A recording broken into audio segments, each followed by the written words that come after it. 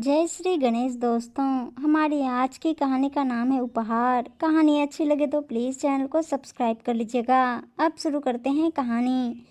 बड़ी जेठानी ने माथे का पसीना पोंछा और धम से आंगन में बिछी दरी पर बैठ गई। तभी दो नौकरों ने फोम के दो गद्दे लाकर तख्त पर एक के ऊपर एक करके रख दिए। दालान में चावल पछोड़ती ननद काम छोड़कर गद्दों को देखने लगी। छोटी चाची और अम्मा जी भी आंगन की तरफ लपकी। बड़ी जेठानी ने गर्वीले स्वर में बताया, पूरे 2,500 रुपये के गद्दे हैं। चादर और तकिए मिलाकर पूरे 3,000 रुपये खर्च किए हैं। आसपास जुटी महिलाओं ने सहमति में सिर हिलाया। गद्दे वास्तव में सुंदर थे। बड़ी बुआ ने ताल मिलाया, अब ननद की शादी में भाभियां नहीं करेंगी तो कौन करेगा। ऐसे शुभ अवसर को खोने की मूर्खता भला मंजली जेठानी कैसे करती। उसने तरस से कहा, मैं तो पहले ही डाइनिंग टेबल का ऑर्डर दे चुकी हूँ, आजकल में बनकर आती ही होगी। पूरे 6,000 रुपये की है। घर में सबसे छोटी बेटी का ब्याह था। दूर पास के सभी रिश्तेदार सप्ताह भर पहले ही आ गए थे।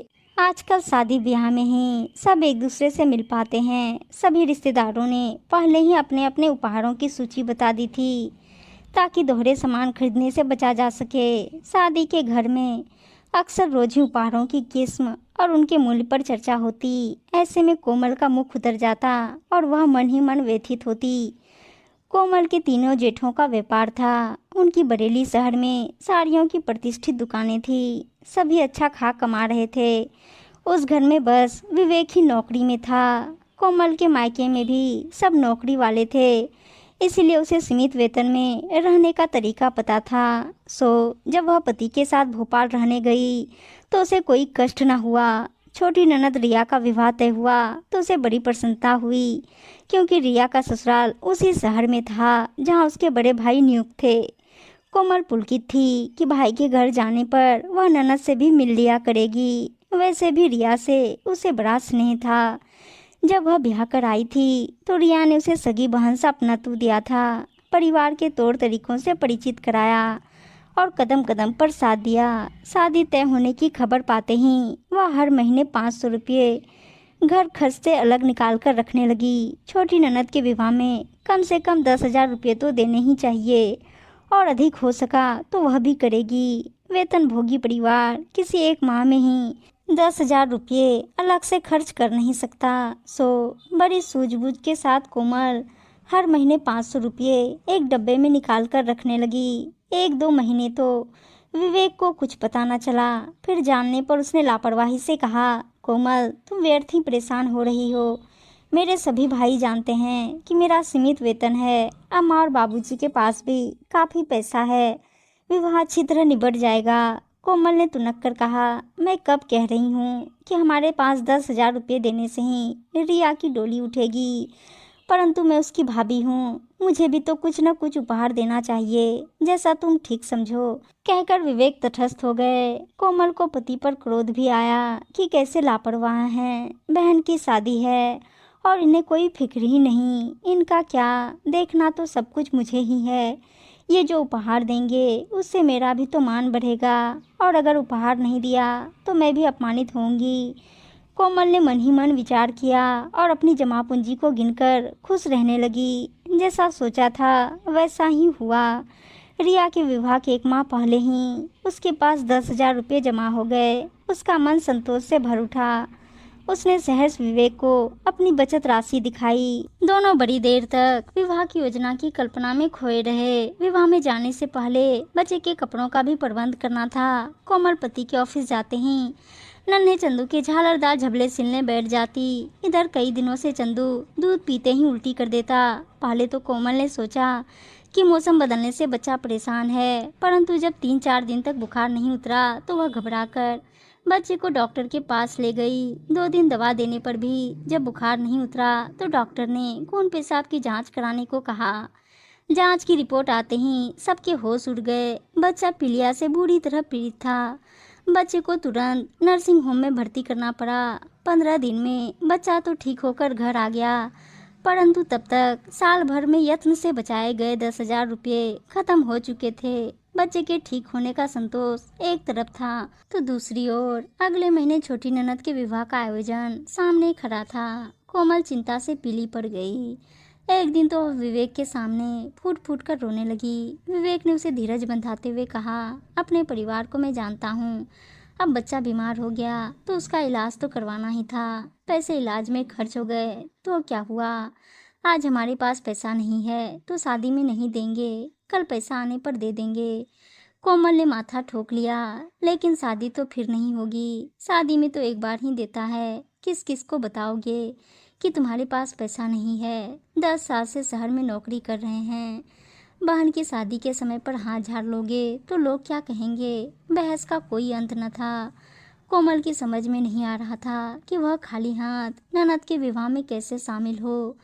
विवेक अपनी बात पर अड़ा था। आखिर विवाह के 10 दिन पहले विवेक छुट्टी लेकर परिवार सहित अपने घर आ पहुंचा। पूरे घर में चहल पहल थी। सबने कोमल का स्वागत किया। 2 दिन बीतते ही जेठानियों ने टटोलना शुरू किया। कोमल, तुम रिया को क्या दे रही हो? कोमल सहम गई, मानो कोई जघन्य अपराध किया हो। बड़ी देर तक कोई बात नहीं सूझी, फिर धीरे से बोली, अभी कुछ तय नहीं किया है। पता नहीं विवेक ने अपने भाइयों को क्या बताया और अम्मा जी से क्या कहा। कोमल मन ही मन इसी उलझन में फंसी रही। वह दिन भर रसोई में घुसी रहती, सबको दिन भर चाय नाश्ता कराते, भोजन परोसते।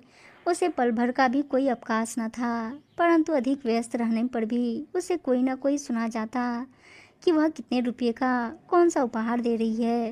कोमल लज्जा से गिर जाती। काश उसके पास भी पैसे होते तो वह भी सबको अभिमान पूर्वक बताती कि वह क्या उपहार दे रही है। कोमल को सबसे अधिक गुस्सा विवेक पर आता, जो इस घर में कदम रखते ही मानो पराया हो गया। पिछले 1 सप्ताह से उसने कोमल से कोई बात नहीं की थी।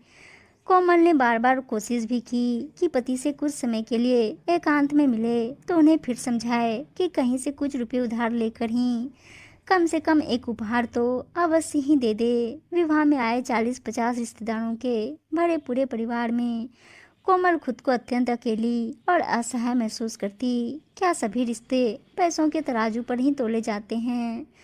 भाई भाभी का स्नेह सौहार्द का कोई मूल्य नहीं। जब से कोमल ने इस घर में कदम रखा है, काम काज में कोल्हू के बेल की तरह जुटी रहती है। बीमारी से उठे बच्चे पर भी ध्यान नहीं देती। बच्चे को गोद में बिठाकर दुलारने खिलाने पर भी उससे अपराध बोध होता। वह अपनी सेवा में पैसों की भरपाई कर लेना चाहती थी। कोमल मन ही मन सोचती, अम्मा जी मेरा पक्ष लेंगी, जेठानियों की रोबदाब के समक्ष मेरी ढाल बन जाएंगी। रिश्तेदारों का क्या है, विवाह में आए हैं, विदा होते ही चले जाएंगे, उनकी बात का क्या बुरा मानना। शादी विवाह में हंसी मजाक, एक दूसरे की खिंचाई तो होती ही है। घर वालों के बीच अच्छी अंडरस्टैंडिंग रहे, यही जरूरी है। परंतु अम्मा जी के हाव भाव से किसी पक्षधरता का आभास न होता। एक नितांत तटस्थ भाव सभी के चेहरे पर दिखाई देता। इतना ही नहीं, किसी ने बच्चे की बीमारी के बारे में भी कुछ नहीं पूछा। कोमल ने ही 1-2 बार बताने का प्रयास किया कि किस प्रकार बच्चे को अस्पताल में भर्ती कराया, कितना खर्चा हुआ, पर हर बार उसकी बात बीच में ही कट गई और साड़ी, फॉल, ब्लाउज की डिजाइन में सब उलझ गए।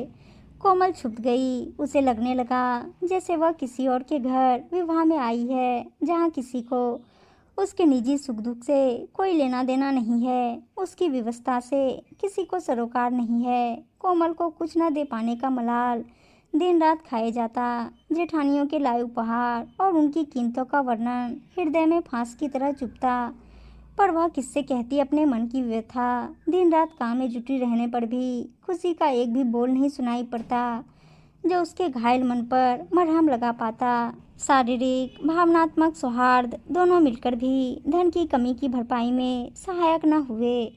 भाव सुनी सी वह काम में लगी रहती, पर दिल वेदना से तार तार होता रहता। विवाह धूमधाम से संपन्न हुआ। सभी ने बढ़ चढ़कर इस अंतिम आयोजन में हिस्सा लिया। विदा के समय कोमल ने सबकी बचाकर गले में पड़ा हार उतारा और गले लिपटकर बिलक बिलक कर रोती रिया के गले में पहना दिया। रिया ससुराल में जाकर सबको बताएगी कि छोटी भाभी ने यह हार दिया है। हार 50,000 रुपये से भला क्या कम होगा। पिताजी ने कोमल की पसंद से ही यह हार खरीदा था। हार जाने से कोमल को दुख तो अवश्य हुआ, पर अब उसके मन में अपराध बोध नहीं था। यद्यपि हार देने का बखान उसने सास या जेठानी से नहीं किया, पर अब उसके मन पर कोई बोझ नहीं था। रिया मायके आने पर सबको स्वयं ही बताएगी, तब सभी उसका गुणगान करेंगे। कोमल के मुख पर छाए चिंता के बादल छट गए और संतोष का उजाला दमकने लगा। रिया की विदाई के बाद से ही सब रिश्तेदार अपने अपने घर लौटने लगे थे।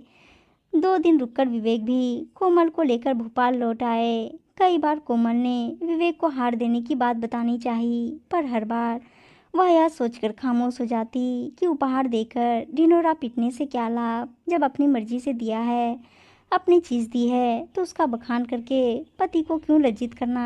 परंतु स्त्री सुलभ स्वभाव के अनुसार कोमल चाहती थी कि कम से कम पति तो उसकी उदारता जाने। एक त्योहार पर कोमल ने गहने पहने पर उसका गला सुना रहा। विवेक ने उसकी सज-धज की प्रशंसा तो की, पर सुने गले की ओर उसकी नजर ना गई। कोमल मन ही मन छटपटाती। एक बार भी पति पूछे कि हार क्यों नहीं पहना तो वह झट बता दे कि उसने पति का मान किस प्रकार रखा, लेकिन विवेक ने कभी हार का जिक्र नहीं छेड़ा। एक शाम विवेक अपने मित्र पंकज के साथ बैठे चाय पी रहे थे। पंकज उनके ऑफिस में ही लेखा विभाग में थे। पंकज ने कहा, अगले महीने तुम्हारे जीपीएफ के लोन की अंतिम किस्त कट जाएगी। विवेक ने लंबी सांस ली। हाँ भाई, 5 साल हो गए, पूरे 20,000 रुपये लिए थे। संयोग से बगल के कमरे में सफाई करती कोमल ने पूरी बात सुन ली। वह असमंजस में थी। सोचा कि विवेक ने जीपीएफ से तो कभी लोन नहीं लिया, लोन लिया होता तो मुझको अवश्य पता होता, फिर 20,000 रुपये कम नहीं होते। विवेक में तो कोई गलत आदतें भी नहीं है, न वह जुआ खेलता है न शराब पीता है, फिर 20,000 रुपये का क्या किया। अचानक कोमल को याद आया कि 5 साल पहले ही तो रिया की शादी हुई थी। कोमल अपनी व्यवस्था पर फूट फूट कर रोने लगी। काश विवेक ने उसे बताया होता, उस पर थोड़ा विश्वास किया होता, तब वह ननद की शादी में चोरों की तरह मुंह छिपाए न फिरती। हार जाने का गम उसे नहीं था। हार का क्या है, अपने लॉकर में पड़ा रहे या ननद के पास। आखिर उससे रहा नहीं गया। उसने विवेक से पूछा तो उसने बड़े निरीह स्वर में कहा, मैंने सोचा मैं बताऊंगा तो तुम झगड़ा करोगी। फिर जब कोमल ने हार देने की बात बताई तो विवेक सकते में आ गया। फिर धीमे स्वर में बोला, मुझे क्या पता था तुम अपना भी गहना दे डालोगी। मैं तो समझता था तुम बहन के विवाह में 20,000 रुपये देने पर नाराज हो जाओगी। कोमल के मौन पर लज्जित विवेक ने फिर कहा, कोमल, मैं तुम्हें जानता तो वर्षों से हूँ, किंतु पहचान आज सका हूँ। कोमल को अपने ऊपर फक्र हो रहा था। पति की नज़रों में वह ऊपर जो उठ गई थी। उम्मीद है दोस्तों कहानी अच्छी लगी होगी, और अच्छी अच्छी कहानियाँ सुनने के लिए चैनल को सब्सक्राइब और वीडियो को लाइक से ज़रूर कर दीजिएगा। धन्यवाद दोस्तों।